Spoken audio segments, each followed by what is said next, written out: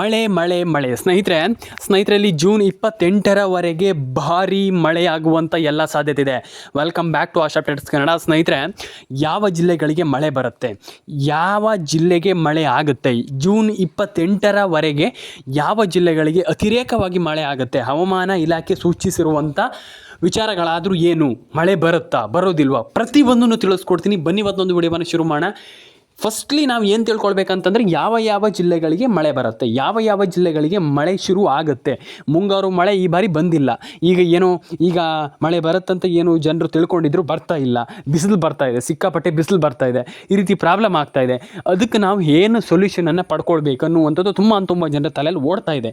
ಹಾಗಾಗಿ ನಾವು ಏನು ಮಾಡಬೇಕು, ಏನು ಕತೆ, ಪ್ರತಿಯೊಂದು ನಾನು ಈ ಒಂದು ವಿಡಿಯೋದಲ್ಲಿ ತಿಳಿಸ್ಕೊಡ್ತೀನಿ. ವಿಡಿಯೋವನ್ನು ಕೊನೆವರೆಗೂ ನೋಡಿ, ಲೈಕ್ ಮಾಡಿ, ಶೇರ್ ಮಾಡಿ, ಕಮೆಂಟನ್ನು ಮಾಡ್ಕೊಳ್ಳಿ. ಸ್ನೇಹಿತರೆ, ತುಂಬ ಜನ ಕಮೆಂಟ್ ಮಾಡಿದ್ರಿ, ತುಂಬ ಜನ ಕೇಳಿದ್ರಿ, ಸರ್ ನಮಗೆ ಮಳೆ ಬರ್ತಾ ಇಲ್ಲ, ನಮ್ಮ ಜಿಲ್ಲೆಗಳಲ್ಲಂತೂ ಮಳೆನೇ ಬರ್ತಾ ಇಲ್ಲ, ಏನು ಮಾಡಬೇಕು ಅನ್ನುವಂಥದ್ದನ್ನು ತುಂಬ ಜನ ಕೇಳ್ತಾರೆ. ಏನು ಮಾಡಬೇಕು ನಾನು ಹೇಳ್ತೀನಿ ಕೇಳಿ. ಏನು ಮಾಡಬೇಕಂತ ನಾನು ಹೇಳ್ತೀನಿ. ಏನು ಮಾಡಬೇಕು ಅನ್ನೋದಕ್ಕಿಂತ ಸರ್ಕಾರ ಕೊಟ್ಟಿರುವಂಥ, ಹವಾಮಾನ ಇಲಾಖೆ ಕೊಟ್ಟಿರುವಂಥ ಮಾಹಿತಿ ಪ್ರಕಾರ ನಾನು ಹೇಳ್ತಾ ಇರುವಂಥದ್ದು. ಹಾಗಾದರೆ ಬನ್ನಿ ಶುರು ಮಾಡೋಣ ಸ್ನೇಹಿತರೆ. ಏನು ಮಾಹಿತಿ ಕೊಟ್ಟಿದೆ ಹವಾಮಾನ ಇಲಾಖೆ ಕೊಟ್ಟಿರುವಂಥ ಮಾಹಿತಿ ಆದರೂ ಏನು ಅನ್ನುವಂಥದ್ದು ಇಲ್ಲಿ ಸ್ನೇಹಿತರೆ ತಿಳ್ಕೊಳ್ಳಿ. ಒಂದು ವಿಚಾರ, ಸರ್ಕಾರ ಕೊಟ್ಟಿರುವಂಥ ಮಾಹಿತಿ ಅಂತಂದರೆ ಹವಾಮಾನ ಇಲಾಖೆ ಕೊಟ್ಟಿರುವಂಥ ಮಾಹಿತಿ. ಯಾಕಂತಂದರೆ ಹವಾಮಾನ ಇಲಾಖೆ ಇಲ್ಲಿ ಏನು ಹೇಳಿದೆ, ಯಾವ ಜಿಲ್ಲೆಗಳಿಗೆ ಮಳೆ ಬರುತ್ತೆ ಅನ್ನುವಂಥದ್ದನ್ನು ನಾನು ಹೇಳ್ತೀನಿ, ಕೇಳಿಸ್ಕೊಳ್ಳಿ. ಹವಾಮಾನ ಇಲಾಖೆ ಕೊಟ್ಟಿರುವಂಥ ಮಾಹಿತಿ ಏನಪ್ಪ ಅಂತಂದರೆ, ಸದ್ಯದಲ್ಲೇ ಮಳೆ ಬರುತ್ತೆ, ತಲೆ ಕೆಡಿಸಿಕೊಂಡು ಅಯ್ಯೋ ನಮಗೆ ಮಳೆ ಬಂದಿಲ್ಲ ಅನ್ನುವಂಥ ಅಗತ್ಯ ಬೇಡ, ಆರಾಮ್ಸೆ ಮಳೆ ಬರುತ್ತೆ. ಆದರೆ ಏನು ಮಾಡಬೇಕಂತಂದ್ರೆ ಒಂದು ವಿಚಾರವನ್ನು ಕರೆಕ್ಟಾಗಿ ಮಾಡಬೇಕು. ಏನಂತಂದರೆ, ನೀವು ಮಳೆ ನೀರು ಕೊಯ್ಲನ್ನು ಮಾಡಬೇಕು ನೆಕ್ಸ್ಟ್ ವರ್ಷದಿಂದ. ಆ್ಯಂಡ್ ಇನ್ನೊಂದು ವಿಚಾರ, ಇದರಲ್ಲಿ ನಿಮಗೆ ನಾನು ನೆಕ್ಸ್ಟ್ ವಿಡಿಯೋದಲ್ಲಿ ಹೇಳ್ತೀನಿ ಮಳೆ ನೀರು ಕೊಯ್ಲು ಅಂತಂದರೆ ಕಂಪ್ಲೀಟ್ ಡೀಟೇಲ್ ಆಗಿರುವಂಥ ವಿಡಿಯೋನ ಮಾಡ್ತೀನಿ. ಆದರೆ ಇಲ್ಲಿ ಮಳೆ ಬಂದಿಲ್ಲ ಅಂದ ತಕ್ಷಣ ಏನು ಮಾಡಬೇಕನ್ನುವಂಥದ್ದು ನೀವು ಇಲ್ಲಿ ಸರ್ಕಾರ ಹೇಳಿದೆ ಅಂತಂದರೆ, ಹವಾಮಾನ ಇಲಾಖೆ ಹೇಳಿದೆ, ಏನೂ ಮಾಡುವಂಥ ಅಗತ್ಯ ಇಲ್ಲ, ನೀವು ನಿಮ್ಮ ಕೆಲಸವನ್ನು ಮಾಡಿ. ರೈತರಿಗೆ ಹೇಳಿರುವಂಥ ಮಾತು, ನೀವು ನಿಮ್ಮ ಕೆಲಸವನ್ನು ಮಾಡಿ 100% ಆರಾಮ್ಸೆ ಇನ್ನೊಂದು 15 ದಿವಸದಲ್ಲಿ ಮಳೆ ಶುರುವಾಗುತ್ತೆ. ಇದು ನಮ್ಮ ಹವಾಮಾನ ಇಲಾಖೆ ಹೇಳಿರುವಂಥ ಮಾತು. ಹಾಗಾಗಿ ತಲೆ ಕೆಡಿಸ್ಕೊಳ್ಳುವಂಥ ಅಗತ್ಯ ಇಲ್ಲ. ನಾನು ಎಲ್ರಿಗೂ ಹೇಳುವಂಥದ್ದು, ಸರ್ಕಾರ ಕೊಟ್ಟಿರುವಂಥ ಒಂದು ಹೊಸ ಮಾಹಿತಿ ಏನಪ್ಪ ಅಂತಂದರೆ, ನಾನು ಎಲ್ರಿಗೂ ಹೇಳಿದ್ದೀನಿ, ಈಗ ಇನ್ನು 15 ದಿನದಲ್ಲಿ 100% ಆರಾಮ್ಸೆ 25 ಜಿಲ್ಲೆಗಳಿಗೆ 28ರವರೆಗೆ ಬರುತ್ತೆ ಮಳೆ. 25 ಜಿಲ್ಲೆಗಳಿಗೆ ಜೂನ್ 28ರವರೆಗೆ ಬರುತ್ತೆ. 25 ಜಿಲ್ಲೆಗಳಿಗೆ ಮಳೆ. ಈಗ ಮತ್ತೊಮ್ಮೆ ಕೇಳಿಸ್ಕೊಳ್ಳಿ.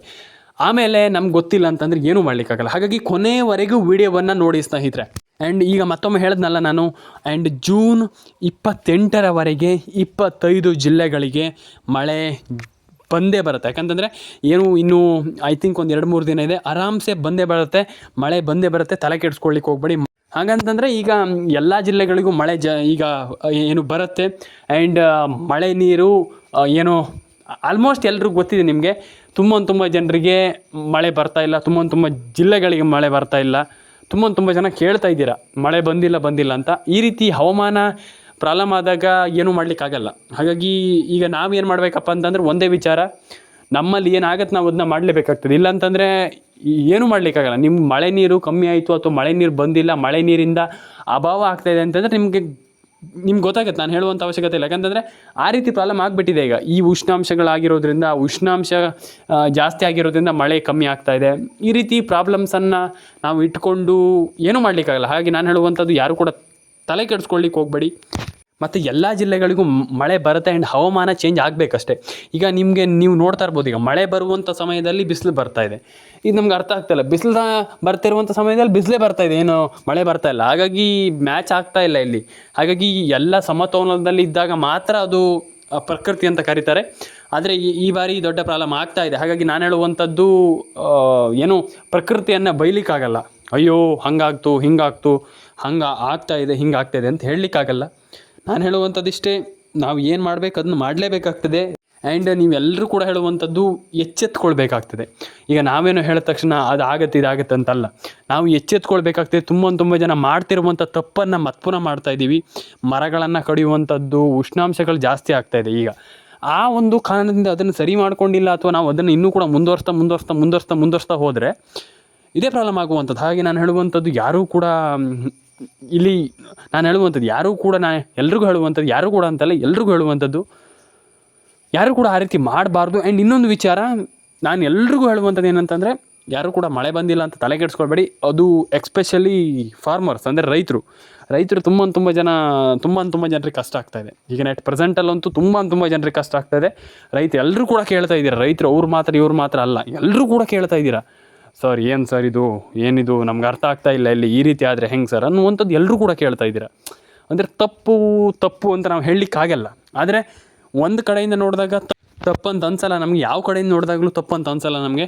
ಹಾಗೆ ನಾನು ಹೇಳುವಂಥದ್ದು, ಒಂದು ಕಡೆಯಿಂದ ನೋಡಿದಾಗ ಕೆಲವು ಬಾರಿ ನಮಗೆ ತಪ್ಪಲ್ಲ ಅಂತ ಅನ್ಸುತ್ತೆ, ಒಂದು ಬಾರಿ ನೋಡಿದಾಗ ತಪ್ಪು ಅನ್ಸಲ್ಲ ನನಗೆ. ಯಾಕಂತಂದರೆ ಈಗ ಯಾಕೆ ಹೇಳ್ತಾ ಇದ್ದೀನಿ ಅಂತಂದರೆ, ಈಗ ನೀವೆಲ್ಲ ಕೇಳ್ತಿರುವಂಥದ್ದು ನಿಮ್ಮ ಒಂದು ಹಕ್ಕು ಆ್ಯಂಡ್ ನೀವು ಕೇಳಬೇಕು ಅಲ್ವಾ. ಈಗ ಕೇಳಬೇಕು.